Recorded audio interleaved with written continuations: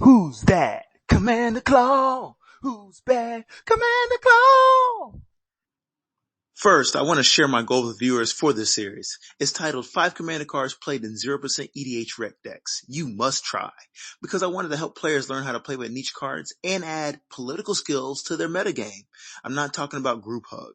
Just because the statistics state 0% are using EDHREC decks doesn't mean that the card isn't good.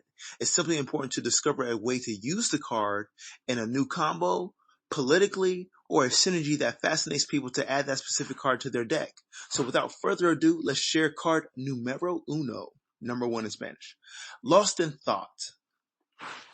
It is a 2 CMC, 1 blue, 1 colorless enchantment that reads, enchanted creature can't attack or block and its activated abilities can't be played. Its controller may remove 3 cards in his or her graveyard from the game to ignore this ability until end of turn. This is a pacifism type of effect. It gives the creature's controller the option to negate this effect if they remove cards from the graveyard. This ability. If they have 2 or less, they can't use the ability. If they're eager to use their creature, they will remove cards from their graveyard and ultimately need to play cards to remove cards from their graveyard in order to use that creature. Obviously, you can play this on an important creature essential to a combo piece if you're given enough time. But let's not forget about our creatures. Consider using it on your own creature to remove cards from your graveyard for payoffs. First, a power creature that comes to mind is Murktide Regent. If you remove 3 instance or sorcery cards from your graveyard, that's +3/+3 at the beginning of your upkeep added to the dragon. You already know that favors +1/+1 counter strategies, which you can move with the Ozolith.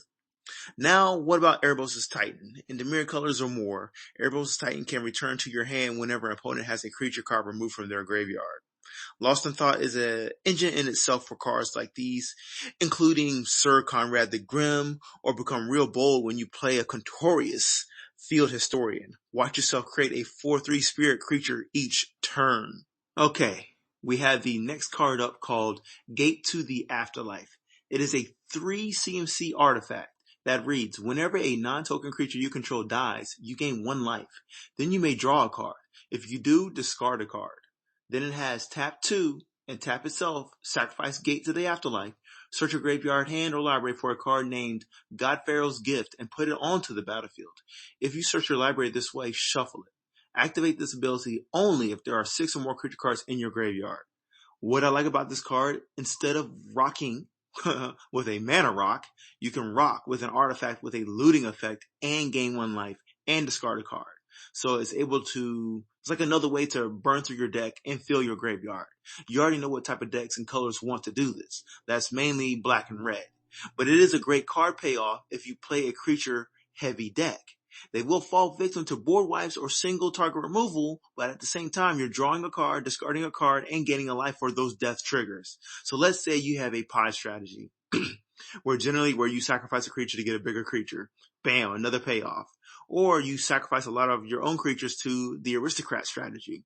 Green doesn't have the best forms of card draw, and this can be a tool to get you to thin your deck out to ultimately conjure up your win con. Next up, we have Helm of Awakening. 2 mana artifact, all spells cost 1 generic mana less to play. There are only 2 reasons to use this card, and both are risky. First, to use this as a political card. Can you count the number of times you were 1 mana short from playing a card? Your opponents have had the same situation, but this time you will need their help. Let's say there's a situation where your playgroup needs a board wipe. Typically, non-stable white and black board wipes are expensive to cast from 6 CMC to 9 CMC range. The Wrath of God and Damnation are examples of staples with the cost of 4 CMC, and they're pretty expensive to buy. However, the other board wipes like Garruk's Wake costing 9 CMC or Chroma's Vengeance with a cost of 6 CMC, your opponents could definitely use a board wipe at 5 CMC just to continue the game on and give yourself a chance to win. Second reason is if you're a Spellslinger deck, period. Especially Izzet decks, these type of decks already have cards that reduce CMC costs and look to play as many cards as possible per turn and draw as many cards also. These type of decks generally outpace the other decks because the CMC is low for burn spells, bounce spells, counter spells, cantrips, rituals, and draw spells, yada yada yada yada. Another reason it's good for Spellslinger's decks because these decks generally have counter spells. Helm of the Awakening teases your opponents to play as many cards as possible or play their combo on that turn. Remember, you are in control of Helm of Awakening because you can play the card at the right time, like when you have more cards in your hand than your opponents. Other players are top decking, or when you have a strong draw engine set up for the next turn. Use it wisely. Now we have Destructive Flow. It is a Jund card. That means black, red, and green. This card is devastating. At the beginning of each player's upkeep, that player sacrifices a non-basic land. Okay, you know what that means. That means each player at the beginning of the upkeep is sacrificing dual lands, triomes, and those overly powerful lands that fuel synergies and creates win cons. It's ideal because it controls players' mana fixing.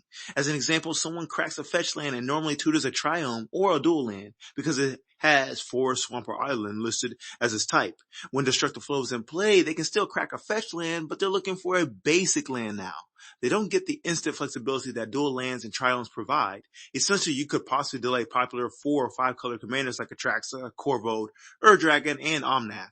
It doesn't necessarily mean you delay the first time they casted the commander either. You could delay them from casting the commander the second or third time. Other powerful lands your opponents probably will play are World Tree, Urborg, Tomb of Yawgmoth, and Tolarian Academy. You could get really aggressive with Destructive Flow by activating the ability of a Strionic Resonator, Lithiform Engine, or a Weaver of Harmony, triggering 2 times for a specific player. Heartwarming Redemption. It borrows colors and 2 generic mana for an instant that reads, discard all the cards in your hand, then draw that many cards plus 1. You gain life equal to the number of cards in your hand. It's a very unique draw card for Boros colors. White is starting to draw more cards from recent sets in the form of attacks. Red allows you to play cards from the top of your deck exiled, or a looting effect. Both these forms aren't really surefire tactics for drawing a new 7. But what's good is this card should be thought of as a counter or a defensive card. You need cards in your hand for the card to be good. This is the perfect card to draw into after a wheel effect from other players. If you didn't like that 7 cards you draw from Windfall, Days of Undoing, or a Molten Psyche, since it's an instant, you could cast it in response to a wheel. You would draw a new hand with Heartwarming Redemption and then discard. Next, you would draw the new 7 from the wheel effect. That wraps up our first episode of 5 Commander cards in 0% EDHREC decks. Please let me know what you think about the cards in the comment section below. See you next time.